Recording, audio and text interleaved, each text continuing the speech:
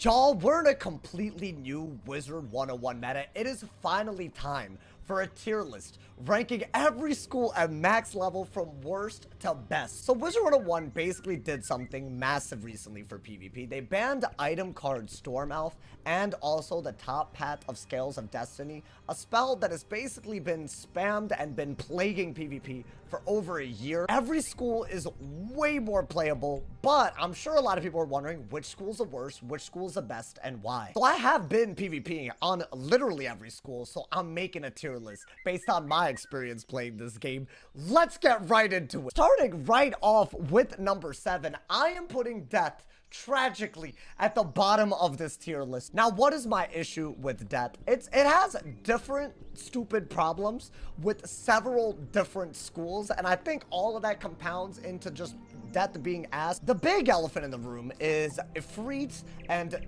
dots that you can use to set up Ifrit. This is not something that just fires do. People that are running fire dual school can do it as well. And you run into this really terrible issue as a Death where either you can run a really good dot counter like Leviathan by running Storm, but then you give up trap and shield counters by not running fire, and you leave yourself way too open against a bunch of bad matchups. Or you could run fire, but run a pretty bad dot counter like Toilet, and dots will always overwhelm you if someone spams them at you hard enough. It has some playability with its weaknesses in terms of making the dots not do enough damage, but given how overpowered dots are and how bad most of the counters are unless you hard set and end up losing way too many other matchups as a result, I feel like Death will always lose to someone spamming dots. So a life spamming dots, a mid spamming dots, or a fire spamming dots all have very easy win conditions against Death. As if all of that wasn't bad, like, you know, all of those bad matchups, you know, there's also the issue of balance still being very, very good against Death,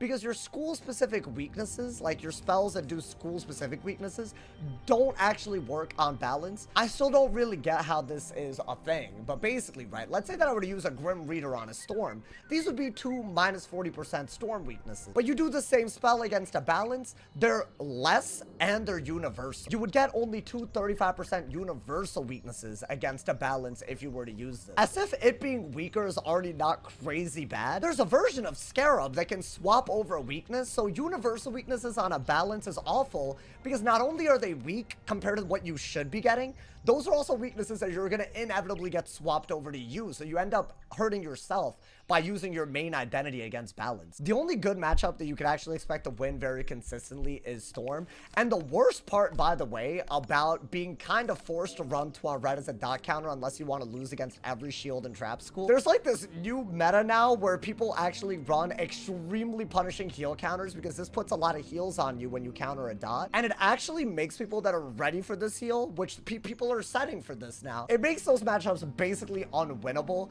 I do not recommend playing Death unless you're very, very ready for an uphill battle most of the time. So I'm gonna be putting Myth at number 6 on this tier list. I would argue this is a lot lower than most people would put it. Here's why I say this, all right? In order to look at why Myth is so ass, it's important to acknowledge what Myth leverages in terms of hanging effects. So right now, the way they've designed Myth, it's an overtime, trap, and shield school. Those are the main things that it can leverage. But guess what? Most people are running fire to counter shields, which also lets them counter traps as an added bonus with spells like Immolate. And because fire's dots are so good, it's very rare that people aren't running either some kind of dot counter like Toilet or something even more aggressive. Basically, Myth is really boxed into a corner against certain schools to just buff up and go for a Jin. That is very predictable. It's very easy to just pack a Scarecrow or other spells that can punish blades and just make it so that a blade strat just doesn't work that well. Now, does predictable mean bad? Not necessarily. You could definitely go mad far with a Myth. I just feel like it doesn't come with way too many options, especially given what currently the meta is set for. If dots ever become just a little less overwhelming from fire and less people have, you know, sheer crazy amounts of dot canceling, you know, utility, then we might see Myth have a little bit more utility again. But until then, it's pretty much stuck buffing in every way, shape, or form, and throwing out some sort of hit through a debuff or a base gen most if not all games. That is easy to beat if you know how to beat it on most schools. Now, I'm going to be putting Storm at number 5 on this tier list. For some reference, my previous tier list back when Stormelf was in the game, as in, you know, before they basically banned this card and made the meta very, very different for Storm, I had put Storm at number 1. And I still believe this. I think that they have the easiest win condition of all time. Literally just don't spend pips until you can alpha into an owl. Half the schools in the game are dead to that. Now, you actually have to go into fire to run overtimes that are punishing shields, especially Storm shields every round. You'd have to do a much more pip-intensive overtime to get a Storm dot that hits every round, like Lightning Goon, for example. Fire Off obviously still exists, and Beetle Pet also exists. Shrike still exists. It's not like someone shielding is suddenly gonna, like, win every time against you. The real issue that holds Storm back right now, and I don't know how easily they could fix this, is the fact that, let's say someone is gonna shield, right? When you default on fire spells to punish shields like the game kind of pushes you to, your damage is just a lot more underwhelming. For you to run tons of fire damage on a Storm, you have to give up shield pins, which gives up the healing ability of Storm way too much. And since you're already a low resist and the lowest health school in the game, giving up something like healing, that is a big ask, and a lot of people aren't making that switch. That also means that shielding is even better against Storm than most schools that are running fire because they're not doing as much damage for a school with such little res and such little HP. For them to, because Storm is such a high damage per pip school, for them to make Storm be able to do the DPP that's expected even with off-school spells, these pins would have to give way over 22 damage. I don't know how they could balance that without making preposterous values like 44 life damage punishing pins and 30% fire damage punishing pins, right? Like, we're talking about like mind-blowing margins that they're behind by in terms of how much pins could help them. But surprisingly, even with their less of an ability to dual school, I still don't think Storm is that bad. I think it has a very easy time against Myth. I think it has a very, very easy time against Life as long as you don't let them go too much in terms of healing. And quite notably, a school that we haven't seen yet on this tier list, it is pretty much an auto-winning school against fire as long as you keep the aggro. That is a very, very good thing. It is just especially weak right now against balance and death, and you will encounter those enough where those are so punishing that the other free wins aren't necessarily enough sometimes. So yeah, I would say that Storm is the first school on this list where you have some good matchups and some bad matchups, and it kind of cancels out. But it would be more on par with all the other schools on this tier list if it could dual school better. And I think that's something we might see a little bit more of, or maybe gear setups just need to catch up to the Stormelf change. Who knows? Number 4 on this tier list, and honestly, this is not something that I expected going into this new meta. I did not think that Ice would be as good as it is. I think you could actually argue that Ice is even further higher than this, but I'm saying this based on a tried and true record before I get roasted for this. This season, I've been able to get the highest rank I've ever been able to get on the ice. This is the first time I've hit Marshall on the ice since March 2023. It has taken me 2 years to feel this confident at Ice PvP, and I don't think that's a coincidence. I genuinely think that the Elf change made the Storm matchup a lot better because Storm Elf was giving Storm an extreme advantage against shielding schools. And the Scales nerf was also big for Ice because Scales is an Ice life and balance damage spell, and what they basically did by banning the top path of it was that they lowered the amount of damage you could do with that spell. Balance was basically getting a huge damage per pip bonus for using Scales, and Ice was one of the 2 schools that were most affected by it. Now, why do I think Ice is good? Right now, you could actually run a very, very easy 3 Shadow Pip setup where you could run 85 resist, and you could even run fire dual school while you're doing it. And when you have 85 resist and you have more defensive auras than the game has ever seen before, and you don't have schools with out of identity spells and higher DPP spells, you know, like Elf and Scale, this kind of stuff really shines, right? A high resist school that's not getting punished by spells that are too high DPP, you'll actually, you know, enjoy that quite a bit more. I think that's the main reason why Ice is so good. You can keep a brace up and sit on over 105 resist. It is the best damage mitigating school in the game right now. And even though dots are crazy, when you have 85 res, a dot counter that heals also disproportionately matters the most to you. I'll say this, the one bad matchup for Ice is still fire.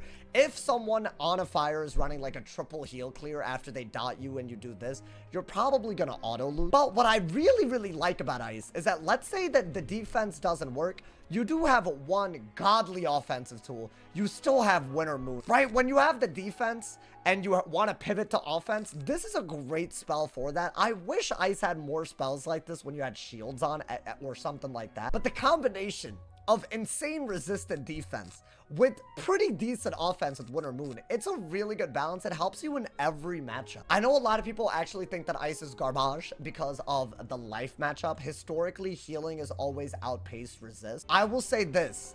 It is very, very tedious, but let's say that you can keep a threefold and a bubble out, right? These are things that aren't, you know, if a life really wants, they don't have to let that happen. But let's say that you were to do that and you use Winter Moon, shields, Lord of Winter, right? Things like that while keeping a threefold on them. It is possible to beat a life. You can out damage them if they're always trying to heal through a threefold.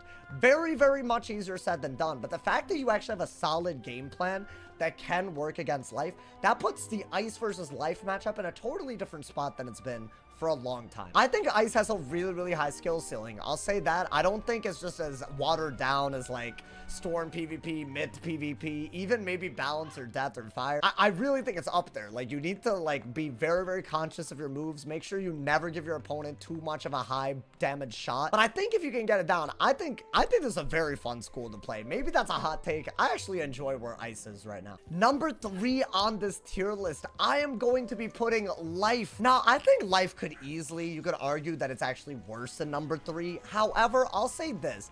If you don't deck fail, I think Life is actually one of the highest. It has the potential to be the highest win rate school. And that's simply because heals can literally reset a game, right? If your opponent deck fails a heal counter, you have a get out of jail free card. I think that in itself makes Life really, really good. But here's where I think Life really shines quite a bit in this meta.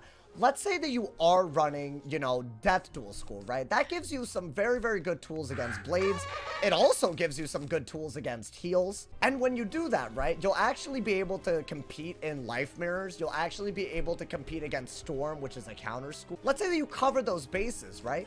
The remaining parts of life are actually really, really good against the best parts of the meta, especially dots, which are very, very overwhelming to fight. If you pack Life King Art, you don't actually lose to the most overwhelming fire dot spam strategy. It's actually one of the more free matchups if they decide to turn off their brain and dot spam. This is something a lot of fire wizards do. In a world where dots aren't, you know, so widespread, maybe Life wouldn't be as good, but it's an anti-dot school. It'd be weird for a school with a tool like this not to be higher up on the tier list. But you know what? I would not really stop there. I still think that it has some of the most underrated offensive tools in the game right now. While the heals are great, I think the shads, the hidden blade that it has, the hidden aura that it has in Sacred Charge while doing damage, these are pretty versatile tools that you don't really get on other schools. This is my advice for anyone doing life PvP. Don't actually just spam heals, because the second someone has enough heal counters, you cannot win. And even if, let's say that you have a heal spam strat, there's no guarantee that they won't timer you if you're just heal spamming like in an unrealistic way, right? If you're packing things like Sanctuary and Gnomes and Adapt and Regen and Pigsy, I've seen life wizards do this. It's not really gonna work out. Like, you're not gonna be able to beat people that pack heal counters enough to begin with. And also, even against other matchups, right, you might not actually have a deck that's manufactured to do enough damage to close out the game. I think if you actually pack the hidden aura, some damage over times or some offense thrown in, if you actually go through the effort of doing that, and another thing, centaurs inside, this is a big source of damage in my opinion. If you do all of these things, then I think this becomes a versatile school. If you just heal spam, I actually don't think life is that good at all. I think it would be very bottom tier. It would be around where I would put Myth or Storm. I am putting, y'all, Fire at number 2 on this tier list. Now, we have mentioned damage overtimes several times in this tier list, and this is the spell that I still think has this meta held in a hostage situation right now. Now, they are apparently going to be adding double shifts, as in a spell that can shift not 1 but 2 damage overtimes from yourself to the opponent. I think that would be a pretty hard counter to something like a Moot, which is a triple dot for 3 pips. The reason this is broken is you could do this literally second turn, and then you could just Efreet and win the game off of those 2 moves alone. Right, this gives you tons of damage damage, tons of extra dot damage if you have dots on your opponent. It's a very obvious and easy win condition, and this fusion spell makes it much easier to do than it's ever been before. Here's my recommendation if you're gonna just spam dots. If you see someone with a lot of life pips, they're probably gonna turn the dots into heals, so just Storm King Art them, turn their heals into heals on you, and then you can actually rain a fire for even more dots. At that point, the game just comes down to whether you pull Dark Surge or not. I think if you go through that extra like layer of protection against your dots, it's a pretty foolproof strategy. Let's say someone's running Storm and not Life, right? They're turning dots into things like weaknesses or blades. Well, you also have a trap identity that you can easily fall back on with things like FFA, Brim, and then you can just hit through shields when your opponent does. As if all of that wasn't enough, you have one of the best finishers in the game, right? A self-damage hit that gives you 700 damage for 4 pips. As long as you're not taking yourself out with this immolate, it doesn't matter. And you get 700 damage for 4 pips. It's really amazing. I will say this, I'm surprisingly low rank at the moment on the fire. I've hit Marshall on this guy a few times now, but I do think a lot more of that has to do with just like the Q that you're gonna get. I think if you were to spam Q on a fire, you'll probably lose to Storms as the one, like, you know, auto loss. But I feel like if you're not actually getting, like, you know, if there's not people trying to get you, or if you're just spamming the one school over and over again, so it doesn't really matter which counter matchups you get, you'll just get all of them at that point. I think if you do that, then fire is pretty easy to rank up on. I think this might be one of those schools where maybe you rank up more slowly, but it is consistent if you just spam dots. So I'd have to put it up on the tier list for that alone. And finally, y'all, we have Balance once again at the top of a PvP tier list. Now, the craziest part about Balance being at the top of this tier list is that they actually had Scales, the top path of it anyways, banned. This was a spell that was doing too much damage. They banned it. So now people can only use the bottom path version of this spell. And while 600 damage for 5 pips while having other utilities is still a lot, it honestly isn't even needed to actually be good on a Balance. And I think that's why Balance is still good. It's not because of this, because their other spells are still fine. At the end of the day, being able to swap any hanging effect, shields, traps, hots, dots, blades, whatever, you know, whatever I miss, weaknesses. The fact that you're able to get pips for any hanging effect, you can swap any hanging effect, and you still have one of the best scions in the game. If your opponent has 11 plus pips, you do this for 2,000 base damage. It's an auto kill against most schools, right? You have all of these overwhelming tools still, and you can literally respond to anything. That kind of just makes Balance, obviously, the jack of all trades. It's really, really good. Well, I think Balance is a little bit too good. Yes, because of 2 things. One, they have a whole school of spells that do chromatic things based on the school of the opponent. Ice has chromatic shields. Death has chromatic weaknesses. For some reason, whenever a chromatic shield or weakness is casted on a Balance, it becomes a tower shield and it's weaker. It becomes a universal weakness and it's weaker. And then it makes the swaps that they do actually hurt the person that casts them. I'm not saying necessarily they need to make Balance weaknesses or Balance shields, but at the end of the day, I think chromatic shields and chromatic weaknesses being borderline useless against Balance is still a problem. I don't know how they could fix it, because I kind of get that you shouldn't be able to set for Balance if it's like, you know, if it's not gonna have like any extra tools that, you know, really make it super, super good in one direction. But it still has crazy knockout punches. You're kind of forced into shielding anyways. It's kind of hard to see a good way to defend yourself against a Balance. And I think that's an inbuilt strength maybe, but it also really hurts a lot of schools against Balance. The remaining issues to me are still the double school pip spells that do way too much for how many pips they cost. I still think Rainbow Serpent and Scales, they're gonna have to audit them so they're not crazy. I think Rainbow Serpent now has become the more problematic of the two. And Judgment and max pips break certain interactions. You have a bubbled max pip Judge, you do more than a Fire or Storm's HP by like half. Like literally you do about 6,000 with a bubble and a max Judgment against Storm and Fire, and those are schools that hover around 10 to 11,000 HP. That's kind of nuts for a school with as much resistance balance. So an audit of double school pip spells and maybe capping the max number of pips you could use on a Judgment, I think those would be gigantic changes that would help a lot to balance. But overall, y'all, none of these schools are like, you know, uncompetitive in PvP. I just want to point that out. Y'all might have noticed all of my wizards are at least captain. You get the 1950 whatever rank on a Balance, you get the 1900 rank on an Ice. This is, for me personally, a meta where you could play on any school way more competitively than before. That's good. Hopefully, you know, some of the more disruptive stuff gets fixed, but if y'all are trying to figure out a school to try out in PvP, hopefully this video was helpful. Hopefully I explained my reasoning well. I know that these placements, these rankings will be controversial. So let me know what y'all think about them in the comments below. Drop a like if you enjoyed. I look forward to reading all of y'all's thoughts and comments. Stay awesome, y'all. See y'all soon. And yeah.